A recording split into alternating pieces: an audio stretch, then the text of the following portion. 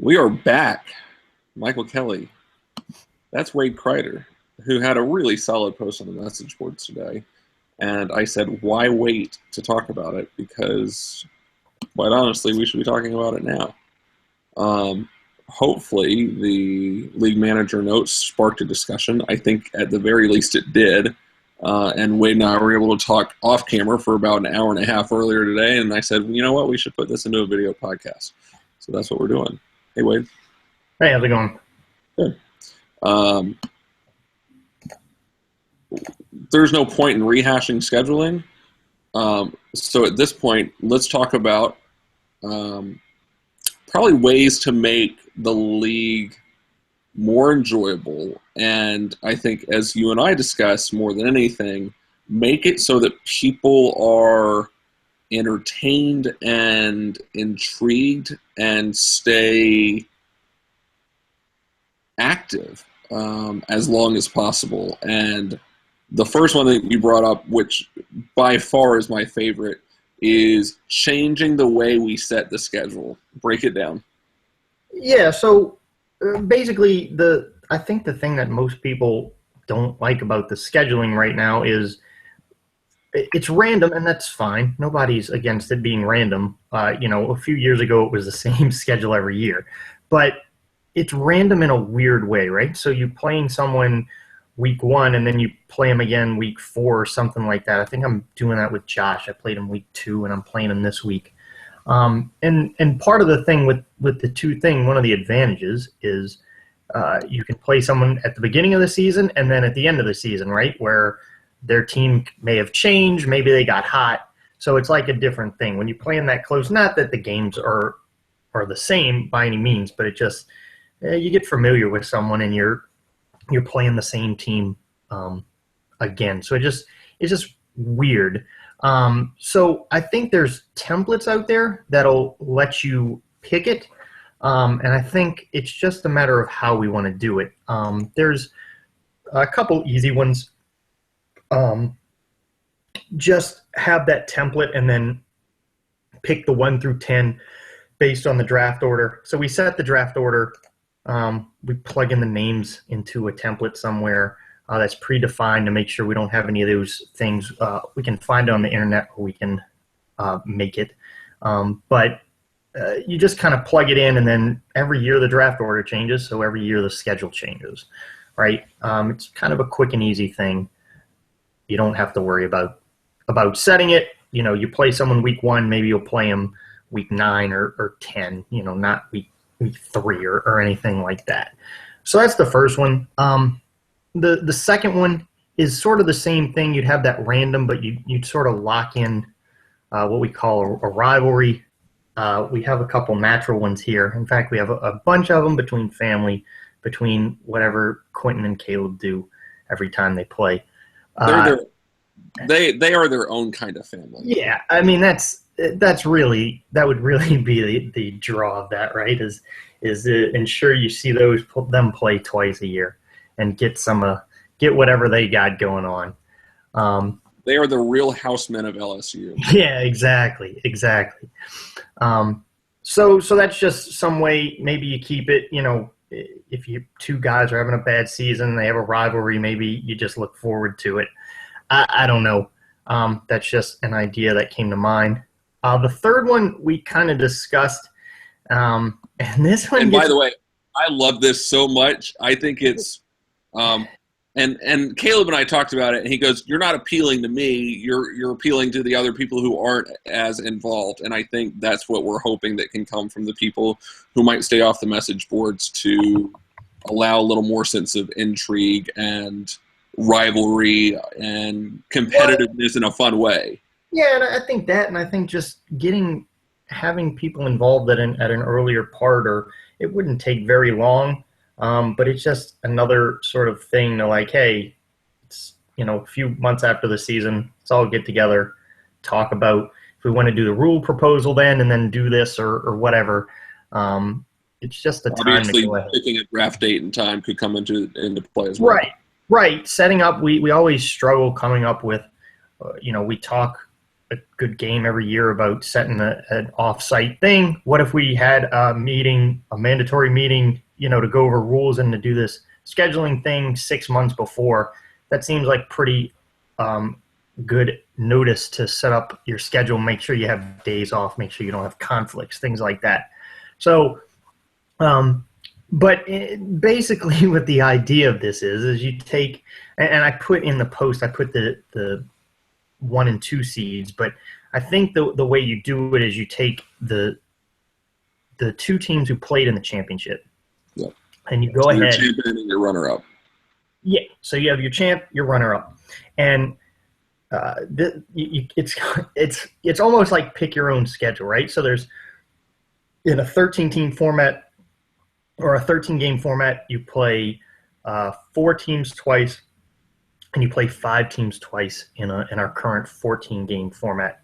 So what you'd basically be doing is you'd be picking, or you'd have someone else pick basically your 2 times games, right? So you could do it a couple ways. You could do it so the champion goes first, and then you sort of do a snake draft down the rest of the league. I have a friend who has something very similar to this in his league, which is where I came up with this. But basically, the first team takes the guy that they want in their division. The second guy takes 2 guys, or we were discussing you can do it the other way. You can try to pick the people that you want in your opponent's division that you don't want to play twice, and you keep going back and forth. But basically what you're doing is you're picking. So let's go example here for the people who might be a little bit confused. So let's take last year's. You beat who in the championship? Yeah, so Andy and I played. So you could do it a couple different ways, right? If you did it the way of you want to pick who, you pick who you want your opponent to play, right? You'd be doing this way in advance of the season. So you haven't seen any draft. You haven't seen anything. What you'd be doing is you'd be basing it basically off last year's results and historical. So I don't know who came in 3rd last year, just for, was it Brad? Say, or Quentin. Quentin came in 4th. Say I went up and I said, I don't want to play Quentin twice. So I move him to Andy's division. Andy says, I don't want to play Brad twice. So he moves me to his division, to my division. And Andy says, I get a next pick. I also don't want to play Michael twice a year. So I move him to Wade's division. So basically you have this sort of snake draft, right? And so what you're setting up is divisions, not for winning the division doesn't get you anything. In fact, in practice, I don't think we'd even have the divisions acknowledged on the site. But basically what you do is you're saying, hey, these are the teams I get to play twice next year. And the other side is the teams I don't. So not only you're not really creating your schedule, but you're giving the champions sort of the advantage of saying, hey, these are the teams I want to play twice. These are the teams I don't want to play twice. It's a little like kickball, except you're picking the other person's division. Right. It's sort of like that. And you go through and you try to put the stronger I don't know who the champion and the runner-up perceive are the stronger players. That's sort of where you get the intrigue, right? You're doing this before the draft order is even set, before we have the draft, obviously. So you're sort of doing it based on how you think people perform in the league historically. Now, go ahead. The issue that obviously, like, some people are going to go, hold up, there could be some hurt feelings. There could be, well, I got picked last, and that means that you think the least of or the worst of my team. But as you pointed out, the way to solve that is go win, and we won't. Andy a couple of years ago wasn't very solid, and look at him now. And there's also sort of the format. You can do it the other way too, right? Where you pick who you want in your division, and if you do that, you almost create like okay, you wanted me. Have fun 2 times a year, right? Like, imagine the team who picked Caleb and never hear the end of it. He beat you twice. You might as well just quit. It's tough enough to get Caleb to stop talking as it is. Right. I mean, he'd be blowing up your phone 24/7. Right. So again, these are none of this is definite. These are just things. Like I said, I saw one of my friends do it. they had their league and they did something similar to this. Now the caveat, and I think this will certainly get some positive feedback. Yeah. So then what we discussed is potentially you and I were going, hold up here. As much as we like the historical, you can pick who you want, and it certainly allows the champion, because as you brought up in the message board, the champion is not always the target. And the reality is that for you winning the championship last season, you should be the target this season. It kind of puts more of a target on your back in a fun and enjoyable way. But that said, after the draft, if hypothetically we said you're required to switch one of your teams between the divisions. Right. So basically what we sort of discussed, Michael said, well, what if I want to see the teams first, blah, blah, blah. And what we came up with was, what if you pick it off historical, and then you have both of those teams have a day or something to look at the draft and basically kick a team over from their division into the other division right before the season starts. So you basically mark some team as being scared and switching them over. And so it sort of gives you the opportunity to use those draft rankings or anything you perceive. That team, I have them in my division, but that team looks scary, right? So you kick them out. So hypothetically speaking, let's say Caleb is in Wade's division and Caleb drafts really well, or at least looks like he's drafted well. No guarantee that Caleb's going to have a great season. Definitely hypothetical, but yeah. Yeah, exactly. You go, I don't want to see Caleb. Looks like he drafted really well. I'm shipping him to Andy's division. Right. And then Andy Andy does the same thing, right? Andy has to pick a guy, or whoever the champion, the runner-up are. They pick one team from there who they think stronger, and they kick them the other division. So not only do you have the intrigue of who goes where and who plays who twice, and you kind of know that ahead of time, you also sort of have this added thing of, who did you kick out, right? And so obviously you could kick out someone who's really good and it works, or you could kick out someone who half of their team gets injured week 1 and they go 3-13 or whatever, however many games you play, 3-9. I'm a 3-11. Whatever, 3-11, right? Yeah. So I'm a big fan of this. I think it's just the scheduling has always been frustrating for me, because it's just all it is I plug it into a random draft generator, and I'd much rather allow other people to control who you're putting in the division and not be determined by draft ranking. And again, it's not the schedule thing is sort of low risk, right? I don't think anyone even knows how the schedule's made right now. It's probably something, if we got the template set up, we could think about doing at least one of these next year, even if it's just based on the draft order, and see where it goes from there. Or we could kind of throw the championship participants into the fire and make them draft a little bit. I'm all for that. I think we could start that right away. And then the last caveat that you had, Wade, week 1, what happens? So the other thing is week 1, you get a Super Bowl rematch, almost immediately. We had that this year with Andy and myself, but I think that was kind of a random accident. But it kind of opened up some nice intrigue. We had the revenge angle. We had Brad talking about some backup running back or something.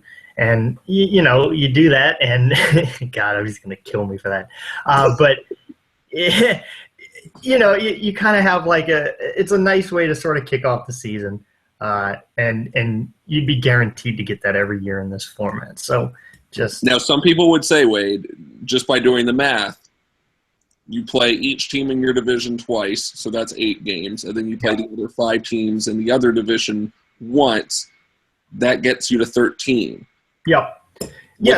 Which leads to a tricky thing, and this is kind of a one or the other thing. As much as we like to talk about, and as you and I were discussing off camera, it sounds all well and good to go, let's do natural rivalries. Right. And I know Caleb wants to play Quentin every single week of the regular season and into the playoffs.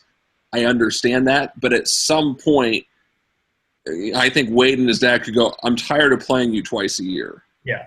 So the danger you couldn't do that if you have the runner-up and the champion pick the divisions, because Right, right, because then you have a chance of someone playing 3 times. What if Which I'm sure Caleb and Quentin would all be for. Right, but is if you have the people in the division, that adds a thing. The way I said to solve the 14th is similar to what the NFL does when they do their cross division things.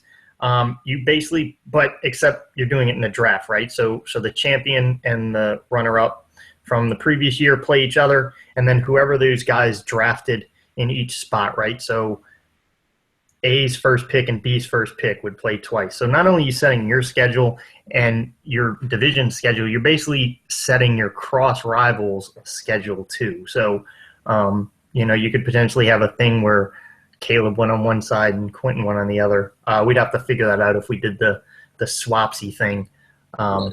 I think you'd basically just move them, right? So you'd have a chance of mixing that up a little bit, but which I think could get really convoluted really quickly. But I guess more so, Wade, if we said, let's do it this way, I don't know exactly how the schedule works. I guess you play one team that's not in your division twice, and that's how we get to 14. Yeah. You'd play your. That's how it's been for the last couple of years. Yeah. Right. So you'd play everyone in your division once or twice, and then you'd play like your match. So the 2 captains of the divisions would play each other twice, right? There's your cross division. The 2 guys you drafted, I drafted a guy in the first, Andy drafted a guy in the first in this hypothetical. They would play. The second round they would play, right? So it's similar to how the NFL does it when they, when they round out their schedule. You play one NFC division, like the Saints play the NFC East, I think, this year. And then they play the teams from the other 2 NFC divisions where they finish, right? So if they finish in 4th, they get the 2 4th-place teams. It's the same sort of concept, except it's based off this draft order. I guess, again, there's so many variants you could do. You could do it based off last year's record, and you could cross-match like that.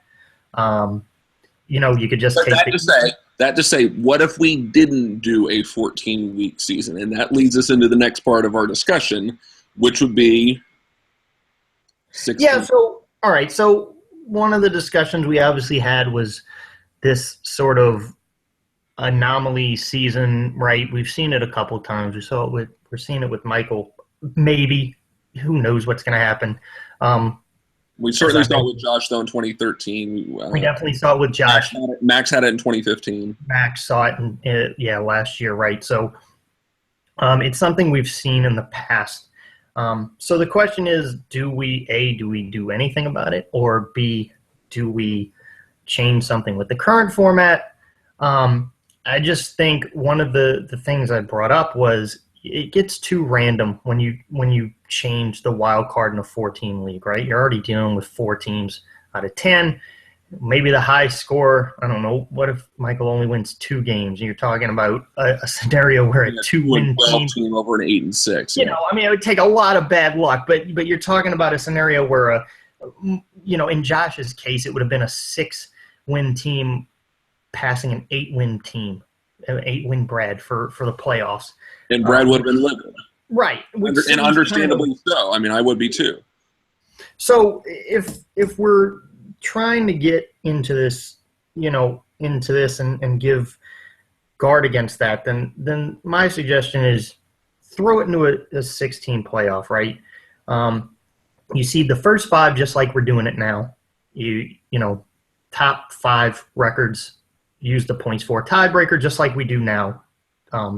Top 5 doesn't change. Number 6 would be you take the bottom 5 teams and you take the highest point score off of that. That sort of solves a couple things. It gives you it doesn't take away the playoffs from anyone who would have gotten it normally.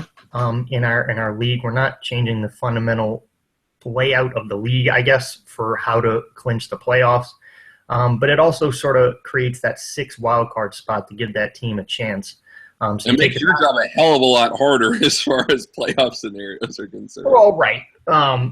It could cause the crazy. It could also keep people in the playoff hunt longer, right? So, you have a team that's 1-5 to start the season. It's a lot more it's a lot more reasonable to think, hey, I can claw my way up to 7-7 and get that than it is to think, oh, I got to get to 9 wins, or who knows what it is in a given year. But just that mindset, right? It encourages you to stay more active, or say you're that low and you scored a bunch of points. It encourages you to, hey, let me keep scoring a bunch of points and maybe I can sneak in on this 6th spot. So this is something I am in favor of, and when we started the discussion, I didn't think I would be, but you laid out a really solid argument. That said, there are probably going to be some people who, and certainly right to think this as well, and if anything, it was my biggest hesitation is, does this water down the postseason too much?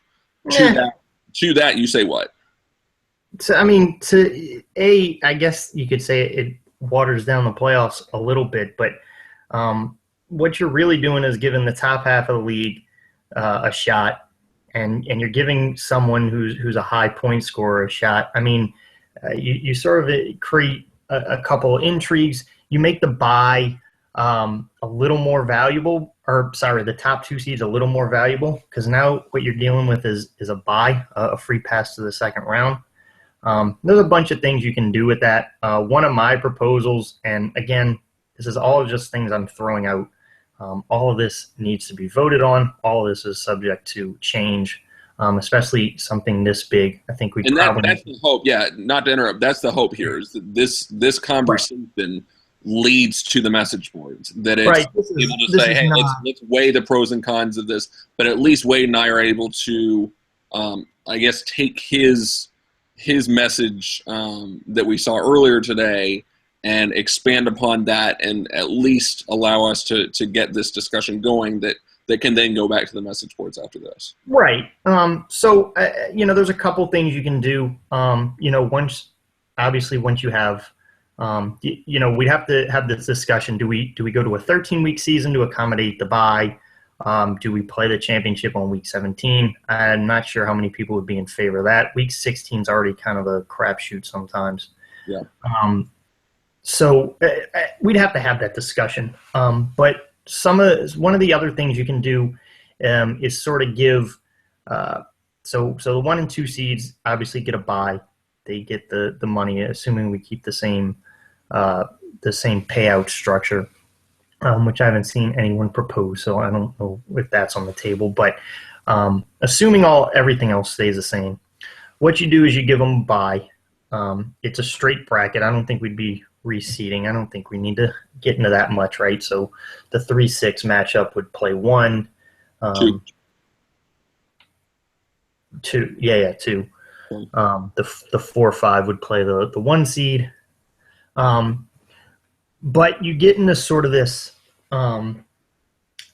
scenario, right? So one of the things I don't like about buys are great in real sports, right? Because you don't have to play. Buys I don't particularly like buys in fantasy. Part of the problem with them is you're still playing and you don't really get that week back. It's great if you didn't have to play this week. I would have scored 130 points or something, right?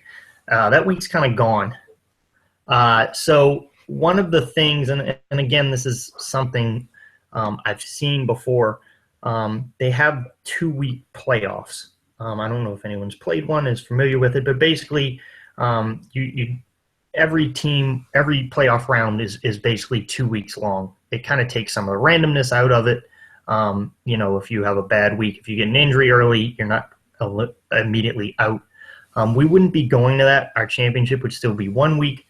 The wild card would still be 1 week. Just something I came up with. What you do for the 1 and 2 seeds is you basically give them a 2-week playoff option, right? I kind of laid out a scenario, but if the 1 seed puts up like 100 points and the team that beat them puts up 90, the 1 seed has the option to say, all right, start me off next week 10-0, basically. Let's treat it like it was a 2-week playoff scenario. Both teams, both bye teams, 1 and 2 seed would have that option independently of each other. So if the 2 seed has a bad week, or his running back got hurt early in the game and he only scored 70 points and his opponent scored 80, he would just say, all right, we're playing a 1-week game just like we normally do. It sort of gives the bye teams a little bit more of an advantage. It's also, I think, kind of earned, and it makes sure that they have the option to at least not waste a good week if they have it, because you never know what could happen. So it's sort of like a home. It adds, not to butt in here, it adds a lot of intrigue to, first seed from what we've seen is normally locked up in some form or fashion. Right. But the 2 and 3 seed has always been interesting over the years to watch. Right. So if you're the 3 seed, you're scratching and clawing because that 2 seed becomes that much more valuable. Right. So, I mean, it's already pretty valuable just because it's, you get the guaranteed money. But, imagine a scenario, right, where you basically you're guaranteed to go to the next round, and if you put up a good enough week, you can start with a built-in advantage. So, yeah, it does give a little more power to those bye teams, but it's a way to sort of give that unlucky team that we've kind of seen in the past a shot at the playoff, while also not really punishing the 1 and 2 seed, what they've traditionally gotten. Now, to people who go, hold up here, fantasy football is supposed to be a week-to-week league, and that's what it is, and that's what we're doing by rewarding the top 2 teams with the buys and then with the option as well. I'm sure some people could look at this and go, hold up here. Let's say the 1 seed goes off and puts up 150, and me as the 4 seed knocks off the 5 seed 90 to 80. Right. The 1 seed, you're telling me the 1 seed already up 60 to nothing coming in. They score a lot next week. No, I mean, that's something we have to think about. So the proposal to that, or the solution to that, is a point cap of some sort. That if you are, let's say there is a 60-point differential, well, we could put a cap at 10 or 20 so that it's still. Yeah, I mean, and again, these are details that we could hash out. I don't think we need to sit here and do agreed. But that just at least to say we could do a point cap. Yeah. I mean, there's ways around it, right? The reason I propose, I'm not just proposing this out of nothing, right? 2-week playoffs are a thing. So it's not just something I made up, right? I guess if you can think of it that way, I guess, it kind of does stink a little bit, but it would be no different than if we went to a 2-week playoff ourselves in the current format. You could always potentially run into that. So the only reason I even suggested that is a lot of what we're trying to do is take some of the luck element out of it. The playoffs as an animal is kind of random. I've always said that. I've said that for a lot of years, and it's sort of what makes it fun. But you also run into scenarios, right, where you have a team that dominates the regular season and lays 1 egg, and they're done. One more rule proposal: if people say, you know what, I don't agree with 60% of the teams getting in. Is this the Caleb rule where he only plays Quentin and we all sit at home? We thought about that. Yeah, everybody puts in an entry fee. Caleb plays Quentin every single week, and then the winner takes all of our money. Yeah, that's great. I think they're looking to do something with that. I don't know exactly what will come of that. It might be tough to get a majority to vote in favor. I think everyone's going for that. Yeah. One thing that we didn't get to talk about on camera, and you bring this up, and I think I brought it up in past years, the idea of we could still do a 13-week regular season, do a 1-week semifinal in week 14, and then do a 2-week championship in weeks 15 and 16. Yeah, and that's not something we discussed, but I mean that's an interesting one. You could also go the opposite way, right? You could have a 2-week semi, Right. something similar to like the Champions League in soccer, right? Is a thing they do. They play. I'm sure half of you just tuned out when I said soccer, but they play 2 weeks. Stay with this. It's going somewhere. Yeah, they play a 2-week home and home for the semis, and I think for most of the rounds. And then the championship's a neutral site, one game takes all. Obviously, we don't have sites here, but just something to think about and that comes later. Intrigued to this, yeah. Neutral sites come later. None of these I think are set in stone. I think we just sort of started this as a discussion of like, hey, what can we do to sort of eliminate some of to kind of maybe eliminate some of the luckiness factor that comes into the schedule. Like I said, it's not something we've seen every year. It's something we've seen, but we've seen it 3 years, as we said. Pending this year, we'll have to see how this year plays out, because you could always claw back in, or you could stop scoring and it wouldn't have mattered anyway. But I think it's going to be the latter. I think I'm just due to run out. But I think more than anything, as I've kind of had some time to process it and talking with you earlier today, that I just want people involved. I want people blowing up the message boards. I want people fighting and clawing for playoff spots. Yeah, and the other thing too is probably hypocritical because I'm 1-4 and already saying my season's over. But at least if we can go, let's make scheduling more fun. Let's make it, we don't have to change the playoff format to make things more entertaining. And I do think, that said, that you're probably, and we talked about this, you are probably going to get more parity simply by doing a schedule shakeup where you're putting top-tier teams with teams that historically have not fared as well in recent years, and I think you'll see the point differential kind of start to even out a little bit. Yeah, and I don't even know necessarily if that too. It's because it's just such a crapshoot every year. I mean, in a season, if this was a dynasty league or something like that, where you keep everyone or you keep 2 people, maybe you have an idea. Right. With the yearly format, we don't really know who's going to be good every year, and I think that's half of the fun of it, right? And doing this just sort of adds a pick your own poison type of deal that might add a little something. And if nothing else, my thought was, if we're already trying to get the schedule to be more balanced and have, you play early season teams and then late season teams like the schedule used to be when it was the same schedule every year. Let's see if we can't do something else to it to kind of get just add a little something to it. So again, just something I kind of thought of. The sort of the things that came up were the fairness of the scheduling, the fun factor. I mean, Michael said he wasn't having fun. Understandable, I guess, this season, but there's always next season. Again, what I really hope to get out of that post was, I hope other people have things. And look, I don't think I kind of had some big things out there because I was trying to fit it. We haven't had a rule change in a while, which I don't know if we need, but I'm sure there are people out there who are like, wow, it would be cool if we tried this, or if we tried this. And that's what we talked about. We can do this on a 1-year thing, see if it works, and then if it doesn't, then, hey, we tried it. Yeah, the scheduling is kind of easy to reverse.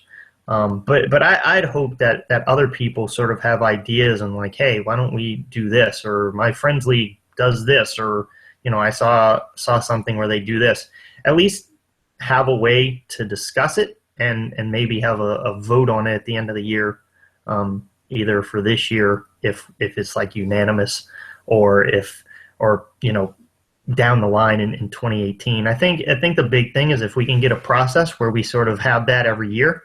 And some years we may not have anything, but if we can just, things come up. A few years ago we had the tie in the playoffs, and we kind of addressed that with partial points, but it's not, if those teams tie, you can still tie with partials, I guess. So we never really. It's probably a lot less likely now, but it wasn't really likely with whole points either. Well, and you only beat Andy in the championship by 0.5 of a point. Like, what would have happened had we gotten to that point? Right. I think we have it. For what it's worth, I think we have it where the bench points takes it at that. Did we set that up? We did. Okay.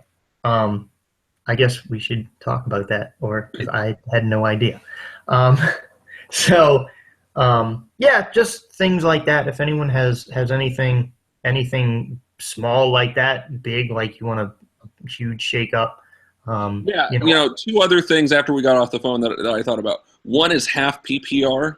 I don't know how full PPR is a little much for me. Okay. Some people might like full PPR. I'm open to hearing those arguments and discussions. Right. Half PPR kind of seems to be a happy medium. Right. So I'll throw that one out there just to kind of get that moving. And then Steven's other league, his high school league, does a money payout for certain weeks of the year to try to keep people more involved, which I guess could lead to some type of strategy as far as, Oakland plays New Orleans, and I want to, pick on New Orleans' pass defense in week 14. So you could have money weeks. One option is have money weeks all the way through. Another option is have money weeks for certain weeks of the season. Yeah, and I mentioned I had a friend who they used to do their drafts at a wing place, and they would get $10 gift cards. And they would divvy those out for high scores over 10 weeks. So similar concept, different execution. But it might end up raising the buyout or the buy-in rather a little bit, but certainly an option to at least get out there and discuss. So the couple things that we're hoping this kind of migrates back to the discussion board. So the main things that I'm hoping we can discuss, and then any other you have, we can roll through. The last one, you can trade free agent dollars. I think everybody, at least from the conversations I've had, a lot of people want to do that. Wade, you're intrigued by that? Doesn't really matter to me, but I can see. I mean, Fields is already saying that he's going to trade his $100 during the draft. Right. I mean, I don't think I'm not against it because it adds something to it, and I think it also adds an extra use for those, right? If you have someone who really wants a free agent, but would rather get some guy off trade, someone needs a wide receiver, and I'll give you this wide receiver if you give me enough money to outbid someone for a running back. I'm fine with that. I don't know how often it would get used. I think you're right. I think Max would be making it rain during the draft. Could you imagine though? Like instead of bidding $31 for Justin Tucker, Brad could bid $310 for Justin Tucker. Yeah, right. That alone makes that worth it to me. Well, imagine getting a trade in right the day before just to get more points, so you can be the highest bidder and have the highest thing the week before the trade deadline. So that one to me is a no-brainer. But if people have arguments against it, I certainly want to hear it because this is a democracy and. Again, I think as Wade and I discussed, some of these are going to not just require a majority vote, but probably 7 or 8 because especially the playoff thing with 6 teams, because that's a huge change. Yeah, I think what we discussed was if we're going to make a playoff change or some fundamental format change, I think it's got to get unanimous to be instituted the next season. So like if we wanted it for 2017 and then for 2018, we could look ahead to the future. So, I just don't want to force anything on anyone. Right. At the very least, this is so it can get back to the message boards and we can get people more involved that way. I know there's still a season going on, and we'll have time to discuss the Week 6 games. This is not Michael's season is over, so let's talk about rules changes. There will be another video podcast coming. In the next, I would think 48 hours is the hope. But that to say, I've probably done a poor job as commissioner as far as looking at ways to improve the league. So, Wade, thank you because all of this stuff has been very helpful. And yep. And what I would say, even for yours, Mike, if people or anyone wants to do it, just respond to that one where I put the proposals I have. I'll use that one. Basically, if it's in that one, it's official. If it's somewhere else, I'm not going to look at it because I'm not going to run around the entire message board trying to find your proposals. But I will keep it tracked, and then after the season, I can send out the spreadsheet to everyone, and we can review them and decide what we want to vote on, what we want to table for next year, what we want to discuss more. So the main ones I want to get discussing more as of now, scheduling where championship and runner-up, or champion and runner-up, get to pick the divisions, be it from the top down or bottom up. I think we could do this scheduling. I think we could take my 3 proposals and any other proposals anyone else has. I don't know who is out there thinking about scheduling, but if you are, bring the ideas, and we could sort of do it like if we have a bunch of ideas, think about how like they do like Olympic bidding and stuff where everyone votes for the 3. You eliminate the bottom one. We could have IoT will not be corrupt, okay? The MKL will not. I'm taking all kind of money. Give me all your money. Only free agent dollars, though. Yeah, if you want to bribe me with free agent dollars, I will take all of them. We can pick the schedule by racing 10 dogs or something. I'll go to the dog track and we'll go to a Pelicans game and see which crawfish wins in the business game. Perfect. I'm in. Done. Okay, so let's get the scheduling talk going a little bit.